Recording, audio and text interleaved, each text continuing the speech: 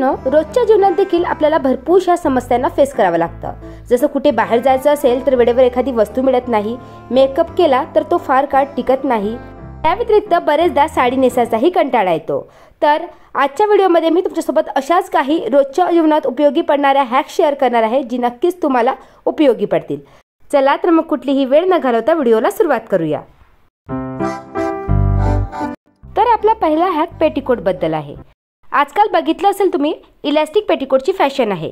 कारण त्यामध्ये कम्फर्टेबलही वाटतं, नाळा बांधायची झंझट नसते आणि पोटाला एकदम टाईट होत नाही. पण जे आपल्याकडे जुने पेटीकोट आहे, मग त्याचं काय करायचं? या व्यतिरिक्त जे इलास्टिक पेटीकोट असतात ना, ते थोडेसे महागडे असतात आणि प्रत्येक साडीवर घेणे हे देखील पॉसिबल नसतं. एक सिंपल हॅक तुम्ही ट्राय करू शकता. घरच्या घरी कुठल्याही पेटीकोटला अगदी सोप्या पद्धतीने तुम्ही इलास्टिक पेटीकोट बनवू शकता. फक्त जिथे आपण नाळा इन्सर्ट करतो ना, तिथे आपल्याला इलास्टिक इन्सर्ट करायचं आहे आणि त्यानंतर इलास्टिकला टाईटली 2-3 नॉट बांधून व्यवस्थित बांधून घ्यायचा आहे. आणि त्यानंतर जो ओपन एरिया असतो पेटीकोटचा खालचा, तो व्यवस्थित आपल्याला स्टिच करून घ्यायचा आहे. आणि बघू शकता आपला घरच्या घरी इलास्टिक पेटीकोट रेडी आहे.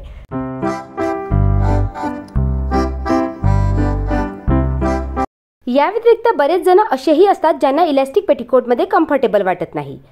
पण बरेचदा तुम्ही बघितलं असेल, जेव्हा आपण नाळा असलेला पेटीकोट घालतो ना, तर बरेच जणांना जो नाळा असतो तो पोटाला अगदी टाईट बांधायची सवय असते. त्यामुळे साडी नेसल्यानंतर पोटात अगदी दाटल्यासारखं वाटतं. या व्यतिरिक्त असा पेटीकोट घालून जर आपण एखादी लग्न समारंभ किंवा कुठलाही कार्यक्रम अटेंड करतो, तर मग अशा वेळेस जेवण झाल्यानंतर आपल्या पोटातनं अगदी दाटल्यासारखं वाटतं. असं वाटतं की पेटीकोटचा नाळा कधी लूज करायचा. हा विचार कधी ना कधी तुमच्याही मनात आलाच असेल. तर यासाठीच काही दिवसापूर्वी मी एक हॅक शेअर केला होता, जो माझा शॉर्ट व्हायरलही झाला. त्यामध्ये मी काय केलं होतं की जो नाळा असतो ना, त्याला मधोमध कट केले होते आणि त्यामध्ये एक इलास्टिक अटॅच केली होती. तर काहींचे कमेंट आले, जर का इलास्टिक मधातून तुटली तर मग काय करायचं? या व्यतिरिक्त इलास्टिक लूज देखील होऊ शकते. जर तुम्ही एखाद्या वस्तूला वारंवार वापराल तर ते तर लूज होणारच. तर त्यासाठीच एक उपाय म्हणून मी दुसरा हॅक तुमच्यासोबत शेअर करणार आहे. तर इथे आपल्याला जसा पेटीकोटचा नाळा असतो ना, तसाच नाळा घ्यायचा आहे आणि त्यामध्ये इलास्टिक इन्सर्ट करायची आहे. आणि बघू शकता, हा आपला एक इलास्टिकेटेड नाळा रेडी आहे. आणि हा नाळा आता तुम्ही कुठल्याही पेटीकोटमध्ये इन्सर्ट करून त्या पेटीकोटला इलास्टिक पेटीकोट बनवू शकता.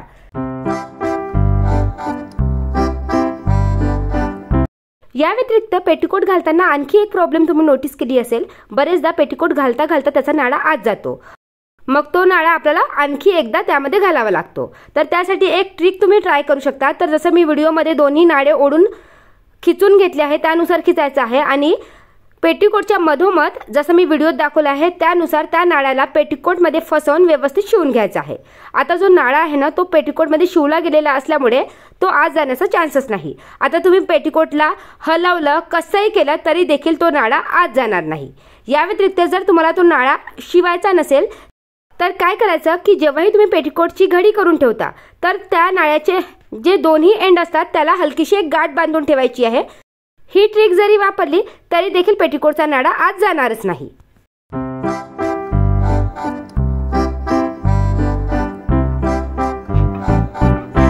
यानंतरचा नेक्स्ट हॅक हा लिपस्टिक बद्दल आहे. बरेचदा तुम्ही नोटीस केलं असेल की लिपस्टिक लावल्यानंतर ती फार वेळ आपल्या ओठावर टिकत नाही. चुकीने आपले ओठ एखाद्या कपड्याला जरी टच झाले किंवा आपल्या हाताला जरी टच झाले, तर जी एक्स्ट्रा लिपस्टिक असते ती पुन्हा आपल्या हाताला किंवा कपड्याला त्याचा डाग लागतो. तर त्यासाठी एक सिंपल हॅक ट्राय करू शकता. जेव्हाही तुम्ही तुमच्या ओठावर लिपस्टिक अप्लाय करताना लावल्याबरोबर आपल्याला हलकीशी पावडरची कोट त्यावर करायची आहे. तुम्ही इथे कुठलेही पावडर यूज करू शकता. इथे मी पाऊंड्स पावडर यूज केला आहे आणि त्यानंतर टिश्यू पेपर घेऊन ओठांना हलकंसं टॅप टॅप करायचं आहे, जेणेकरून जी एक्स्ट्रा लिपस्टिक आहे ती निघून जाईल. आणि त्यानंतर पाहू शकता, मी तुम्हाला माझं बोट टच करून दाखवते. या व्यतिरिक्त हात देखील टच करून दाखवते. बघू शकता, हलकीही लिपस्टिक हाताला लागलेली नाही. या व्यतिरिक्त टिश्यू पेपर देखील दाखवते. हे बघा, हलकासाही लिपस्टिकचा डाग त्या टिश्यू पेपरला लागलेला नाही. तर ही ट्रिक वापरून तुम्ही कुठल्याही लिपस्टिकला लॉंग लास्टिंग बनवू शकता. प्रत्येक वेळेस महागड्याच लिपस्टिक यूज करायची गरज नाही. यानंतर जेव्हा आपण लिपस्टिक एखाद्या कपड्याने वगैरे रिमूव्ह करतो, तरी देखील ती व्यवस्थित रिमूव्ह होत नाही. हलकीशी लिपस्टिक आपल्या ओठावर राहून जाते. बरेचदा ती लिपस्टिक आपल्या ओठाच्या आजूबाजूला देखील पसरते। आता बघू शकता मी लिपस्टिक रिमूव्ह केली कपड्याने तरी देखील ती व्यवस्थित रिमूव्ह झालेली नाही। जर अशीच लिपस्टिक घेऊन आपण झोपलो तर आपले लिप्स काळे होतात।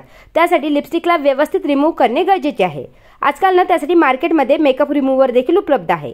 पण मी एक सिंपल हॅक तुमच्यासोबत शेअर करणार आहे। जस्ट वॅसलिनची एक कोट आपल्याला ओठावर अप्लाय करायची आहे आणि त्यानंतर टिश्यू पेपरनी व्यवस्थित वाईप करून घ्यायची आहे।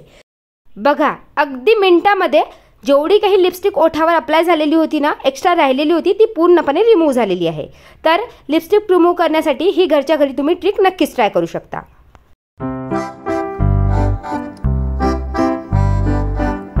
यानंतरचा नेक्स्ट हॅक हा कानातल्याबद्दल आहे। बरेचदा आपल्याकडे असे भरपूरसे कानातले असतात ज्याला व्यवस्थित ऑर्गनाइज करण्याची गरज असते। जसं स्टोनचे कानातले हे महागडे असतात, हेवी असतात। बरेचदा हे जर आपण डायरेक्टली डब्यामध्ये किंवा प्लास्टिकमध्ये स्टोअर केले तर त्यातले स्टोन निघू शकतात। त्यासाठी तुम्ही कुठल्याही डब्यात जर हे कानातले ठेवत असेल ना तर खालच्या साईडला अशा प्रकारे फोमची शीट ठेवा आणि त्याला हे कानातले फसवून ठेवा, जेणेकरून कानातले लवकर खराबही होणार नाही आणि त्याचे स्टोन देखील पडणार नाही। या व्यतिरिक्त वेळेवर कुठे बाहेर जायचं असेल आणि एखादी कानातल्याचा इयर स्टॉपर गायब असेल तर आपण काय करतो की दुसऱ्या कानातल्याचा इयर स्टॉपर लावतो। बरेचदा तो देखील टाईट होत नाही। तर त्यासाठीच एक हॅक तुमच्यासोबत शेअर करत आहे। तर तुम्हाला काय करायचं आहे की जी ग्लूगनची स्टिक असते ना त्यातला हलकासा पार्ट कट करून घ्यायचा आहे आणि त्याचा उपयोग तुम्ही ॲज अ इयर स्टॉपर करू शकता। हा आपल्या कानाला अगदी टाईट बसतो आणि कितीही हेवी जरी कानातले असेल ना तरी ते खाली झुकत नाही। पण प्रत्येक जणाकडे अशा प्रकारची ग्लूगनची स्टिक नसते। मग अशा वेळेस प्रत्येकाच्या घरी इरेजर तर असतोच, तर थोडासा इरेजरचा पार्ट कट करून घ्यायचा आहे आणि याचा उपयोग तुम्ही ॲज अ इयर स्टॉपर करू शकता। अगदी तुम्ही कानाच्या मागे लावाल ना तर जे तुमचे कानातले आहेत ते आपल्या कानाला अगदी टाईट बसतात, खाली झुकण्याचा प्रश्नच राहत नाही।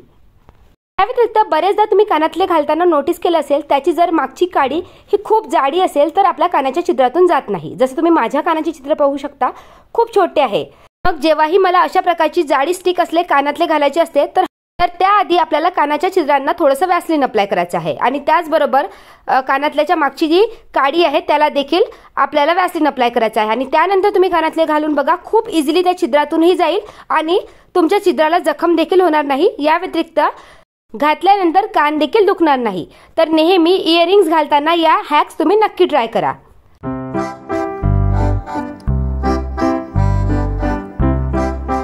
त्यानंतरचा नेक्स्ट हॅक हा नेलपेंट बद्दल आहे। बरेचदा काय होतं की आपल्याला नखावरची नेलपेंट काढायची असते आणि नेलपेंट रिमूव्हर संपलेलं असतं। मग अशा वेळेस तुम्ही हा हॅक ट्राय करू शकता। आपल्या प्रत्येकाच्या घरी परफ्यूम असतंच, तर आपल्याला जसं नेलपेंट रिमूव्हर अप्लाय करतो ना त्याचप्रमाणे परफ्यूम आपल्या नखावर थोडंसं स्प्रे करायचं आहे आणि कॉटनच्या हेल्पने नेलपेंट रिमूव्ह करायची आहे। जसं नेलपेंट रिमूव्हर काम करतं ना त्याचप्रमाणे परफ्यूम देखील काम करतं आणि इथे तुम्ही कुठल्याही कंपनीचा परफ्यूम यूज करू शकता। बघू शकता पूर्ण नेलपेंट किती इझिली निघालेली आहे। बरेचदा आपण नेलपेंट घाई गडबडीत लावतो। घाई गडबडीत जर नेलपेंट लावली तर तुम्ही बघितलं असेल की ती नखाच्या आजूबाजूला लागते आणि मग ते दिसायला छान दिसत नाही। मग त्यासाठी नेलपेंट अप्लाय करण्या अगोदर नखाच्या आजूबाजूचा एरिया वॅसलिननी कोट करून घ्यायचा आहे आणि त्यानंतर नखावर नेलपेंट लावायची आहे व एकदाची की नेलपेंट सुकली आणि त्यानंतर आजूबाजूचा एरिया एखाद्या कापडाने किंवा टिश्यू पेपरने पुसून घ्यायचा आहे। वॅसलिन अप्लाय केल्यामुळे आजूबाजूची जी नेलपेंट असते ना ती सुकल्या जाणारच नाही आणि घाई गडबडीत जर तुम्हाला नेलपेंट लवकर सुकवायची असेल तर बर्फाच्या थंड पाण्यात आपल्याला काही सेकंदासाठी आपले नख डीप करून ठेवायचे आहे। नेलपेंट अगदी सेकंदामध्ये सुकली जाणार। जर कधी तुम्ही हे हॅक्स ट्राय केले नसेल तर एकदा ट्राय करून बघा, खरंच रिझल्ट अमेझिंग आहे।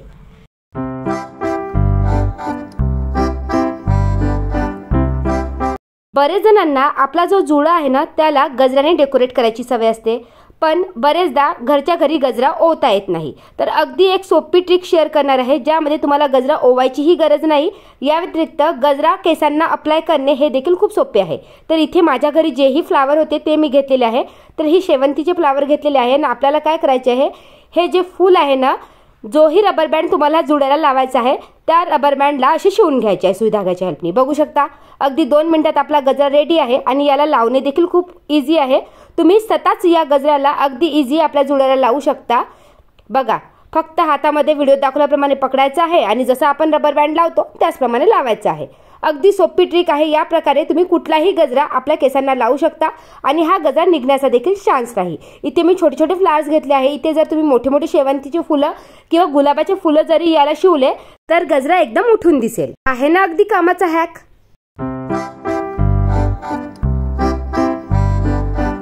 यानंतरचा नेक्स्ट हॅक हा साडीबद्दल आहे।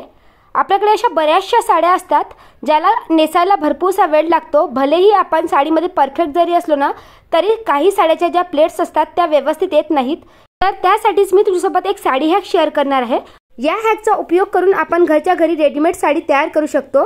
तीही साडी आपल्याला एकदाच तयार करायची आहे। एकदा तयार केली तरी ही साडी तुम्ही नेहमीसाठी वापरू शकता। ही जी ट्रिक शेअर करणार आहे ती अगदी सोपी आहे। अगदी बिगनर जरी असेल, जिला साडी नेसताही येत नसेल, ती देखील ही साडी घरच्या घरी विदाउट शिलाई मशीनचा वापर करता बनवू शकते। चला तर बघूया की ही ट्रिक कोणती आहे। बघा, जी मी तुमच्यासोबत ट्रिक शेअर करणार आहे ती या साडीवर अप्लाय करणार आहे। तर ही ट्रिक तुम्ही कोणत्याही साडीवर अप्लाय करू शकता।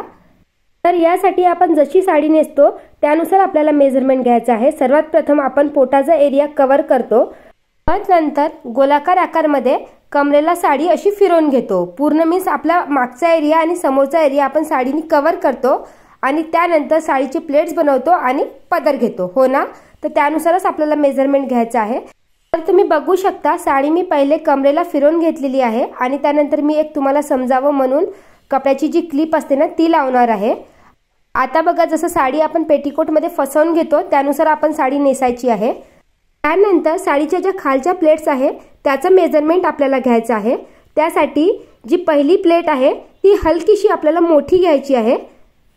त्यानंतर त्याचं मेजरमेंट व्यवस्थित समजावं त्यासाठी तिथे देखील मी एक क्लिप लावलेली आहे, जेणेकरून जेव्हा आपण साडी पूर्ण ओपन करू तर आपल्याला मेजरमेंट घ्यायला प्रॉब्लेम जाणार नाही। इथे पाहू शकता ही साडी मी का बरं घेतली आहे, कारण जेव्हाही या साडीच्या प्लेट्स मी तयार करते ना मला खूप वेळ लागतो, त्यामुळेच मी या साडीला रेडी टू वेअर साडी करायचे ठरवले। आपण तिथे देखील एक क्लिप लावून घेतली। त्यानंतर आपण जसं मागून फिरवून आपला पदर घेतो ना त्यानुसार आपल्याला पदर घेऊन घ्यायचा आहे। जर तुम्हाला लॉंग पदर घ्यायचा असेल तर तुम्ही लॉंग घेऊ शकता। मी जेवढा पदर घेते त्यानुसार मी तुम्हाला मेजरमेंट दाखवत आहे। त्यानंतर आपण काय करतो, पदराला मागून ओढून आपल्या पोटावर सेफ्टी पिनच्या हेल्पनी अटॅच करतो, हो ना। तर तिथे देखील मी एक कपड्याची क्लिप लावून घेतलेली आहे। आता त्यानंतर जी उरलेली साडी आहे ना त्यापासून आपल्याला प्लेट्स बनवायचे आहे। बघा, मी एक्झाम्पल म्हणून दाखवते। तर एवढ्या प्लेट्स मी तयार करणार आहे। आपलं मेजरमेंट सगळं घेऊन झालेलं आहे। आता आपल्याला काय करायचं आहे की क्लिप्स तशाच अटॅच ठेवायच्या आहे आणि साडी खोलून घ्यायची आहे। बघू शकता, तर साडी खोलल्यानंतर साडीला एखाद्या प्लेन सरफेसवर व्हिडिओत दाखवल्याप्रमाणे पसरवून घ्यायचं आहे।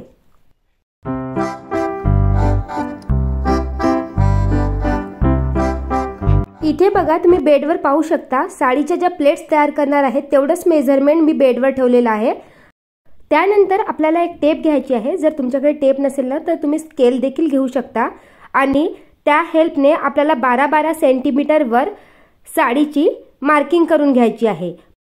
तर जनरली आपल्या साडीची जी एक प्लेट असते ना ती सहसा 6 सेंटीमीटरची असते, बट आता मी तुम्हाला जी मेजरमेंट दाखवले आहे त्यानुसार आपण प्लेट्सला फोल्ड करणार आहोत, त्यामुळे मी 12 सेंटीमीटर घ्यायला सांगितलं। आणि आता तुम्ही जेव्हा हे मेजरमेंट घ्याल तेव्हा शेवटची जी प्लेट येणार आहे ती हलकीशी मोठी येऊ शकते। तर शेवटचं मी जे मेजरमेंट घेतलं तेव्हा माझी जी प्लेट आहे ती 13 सेंटीमीटर आलेली आहे। तर तरी काही हरकत नाही, शेवटची जी प्लेट आहे ती आपल्याला मोठीच घ्यायची आहे। बघा, आता आपली मार्किंग पूर्ण झालेली आहे। आता आपल्याला काय करायचं आहे, जिथे आपले मार्किंग केलेली आहे पेन्सिलनी ती जागा 1 बाय 1 पकडायची आहे आणि एकमेकावर अशा प्रकारे फोल्ड करायची आहे। माझ्या बोलण्यापेक्षा तुम्ही व्हिडिओ चांगल्या प्रकारे समजू शकता। बघा, प्रत्येक मार्किंग पकडायची आहे आणि 1 बाय 1 फोल्ड करायची आहे। तर अशा प्रकारे जेवढीही आपण मार्किंग केलेली आहे ना त्यानुसार फोल्ड करून घ्यायचं आहे आणि फोल्ड करता करता हाताने व्यवस्थित त्या प्लेट सेट करत जायचे आहे, जेणेकरून आपल्या ज्या प्लेट्सचा साईज आहे तो बिघडणार नाही। जर तुम्हाला दोन्ही भाग पकडून साडीचा प्लेट्स फोल्ड करायला त्रास जात असेल तर तुम्ही वरच्या भागाला जशी साडीची आपण मार्किंग केली होती 12 सेंटीमीटरवर तशी खालच्या भागाला देखील करू शकता, त्यामुळे प्लेट्सचा जो साईज आहे तो बिघडणार नाही। आता पाहू शकता माझ्या प्लेट्स पूर्ण फोल्ड झालेल्या आहे। त्यानंतर आपल्याला प्लेट्स व्यवस्थित सेट करून दोन्ही साईडला ज्या कपड्याच्या क्लिप्स आहेत त्या लावून घ्यायच्या आहे। वाटेल तर तुम्ही इथे जी आपली सेफ्टी पिन असतात ना ती देखील अटॅच करू शकता आणि त्यानंतर साडीला आपल्याला प्रेसच्या हेल्पनी व्यवस्थित प्रेस करून घ्यायचं आहे। आता पाहू शकता साडीच्या प्लेट्स एकदम रेडी झालेल्या आहे। फक्त आपल्याला इथे एक छोटंसं काम करायचं आहे, त्यानंतर तुमची साडी नेसायला रेडी होईल। आता एवढं झाल्यानंतर जे साडीला चिमटे लावलेले आहेत त्या भागावर आपल्याला शिलाई मारून घ्यायची आहे। तर आता माझ्याकडे शिलाई मशीन नव्हती तर मी हाताने शिलाई केलेली आहे, फक्त सेम धागा वापरला आहे आणि तो दिसणार देखील नाही, कारण तेवढा भाग आपला जनरली पेटीकोटमध्येच फसवला जातो। त्यामुळे तुम्ही हाताने देखील शिलाई मारू शकता। ही देखील साडी तुम्ही नेहमीसाठी यूज करू शकता। जर तुमच्याकडे शिलाई मशीन असेल तर तुम्ही शिलाई मशीनने देखील स्टिच करू शकता। व त्यानंतर बघू शकता आपली ready to wear sari ready आहे नेसायला। अगदी अर्धा मिनिट लागतो ही साडी नेसायला। फक्त ही साडी आपल्याला एकदाच रेडी करून ठेवायची आहे आणि नेहमीसाठी या साडीला आपण इझिली नेसू शकतो।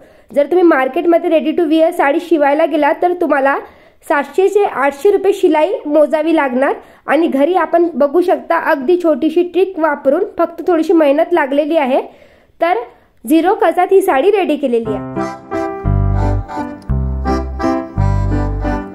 तर मैत्रिणींनो, ही होती काही हॅक्स ज्याचा उपयोग करून आपण रोजच्या जीवनात येणाऱ्या छोट्या मोठ्या समस्या इझिली हल करू शकतो।